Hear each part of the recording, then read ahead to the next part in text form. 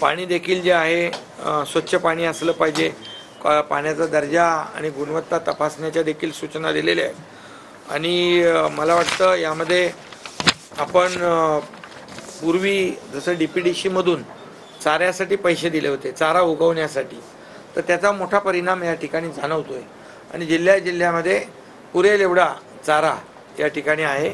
आवश्यकता भासली तर अधिकचा देखील आपण चारा उपलब्ध करण्याच्या सूचना दिल्यात। त्यामुळे एकंदरीत सर्व जिल्हाधिकाऱ्यांकडून आढावा घेतल्यानंतर पिण्याचं पाणी, पिण्याच्या टँकर आणि जनावरांना पिण्याचं पाणी आणि चारा या बाबतीमध्ये कुठेही काही कमतरता भासू नये अशा प्रकारची सगळी तरतूद या ठिकाणी केले आणि कुठेही भासणार नाही अशा प्रकारच्या सगळ्या सूचना दिलेल्या आहेत। त्याचबरोबर जुने जे काही आपल्या ज्या पाणी पुरवठा योजना ज्या आहेत त्या पाणी पुरवठा योजना जुनी बिलं जी पेंडिंग आहेत, थकीत आहेत, त्यामुळे नवीन कनेक्शन देण्यासंदर्भात देखील सूचना दिल्यात की जुनं जे बिल आहे ते त्याचं काय करायचं ते नंतर बघू, परंतु त्यामुळे थकीत बिलामुळे पाणी पुरवठा योजना बंद पडू नयेत, बंद राहू नयेत, त्यामुळे त्याही सूचना दिल्यात आणि तशा प्रकारचं तात्काळ अंमलबजावणी होईल। आणि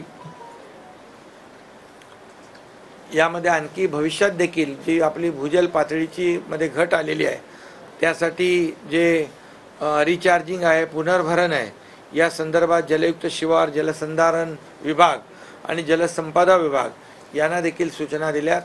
वॉटर लेवल कशी वाढेल या संदर्भातलं जे काही उपाय करायचे आहेत, मग NGO आहेत, अनेक NGO आहेत, त्यामध्ये नाम फाउंडेशन आहे, art of living Shri Ravishankar आहे, त्याच्यामध्ये आप्पासाहेब धर्माधिकारी प्रतिष्ठान आहेत, अनेक NGO आहे, आपला आमिर खानचा पण काय पाणी फाउंडेशन आहे, मुथांचं जैन इरिगेशन आहे, असे अनेक NGO आहेत, त्यांची देखील मदत घेऊन यामध्ये गाळमुक्त धरण आणि गाळयुक्त शिवार म्हणजे स्टोरेज कॅपॅसिटी वाढवणे। आता 1 महिना आपल्याकडे 1-1.5 महिना आहे, तर यामध्ये देखील जे काम सुरू आहे त्यांनी केलेलं, पण अधिक प्रभावीपणे मशिनरी त्यांना देणं, त्याचं डिझेल जे आहे आपण प्रशासनाच्या माध्यमातून डिझेल देण्याच्या सूचना दिलेल्या आहेत। त्यामुळे स्टोरेज कॅपॅसिटी वाढली की आपल्याला पाणीसाठा वाढेल आणि हे जे काही गाळ आहे तो देखील शेतकऱ्यांना उपयुक्त असा पडेल आणि शेतीला त्याचा फायदा होईल, तोही आपण सूचना दिलेल्या आहेत।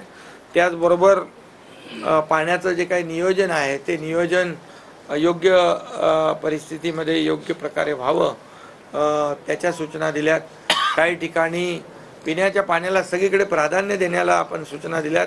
कुठल्याही प्रकारचं म्हणजे पिण्याचं पाणी इतर बांधकाम असेल किंवा इतर काही कारणांसाठी न वापरता पूर्णपणे पिण्याच्या पाण्यावर फोकस करणं, पिण्याच्या पाण्याला प्रायोरिटी देणं, जनावरांच्या पिण्याच्या पाण्याला प्रायोरिटी देणं आणि चाऱ्याला प्रायोरिटी देणं, हे आपण सूचना त्या ठिकाणी दिलेल्या आहेत।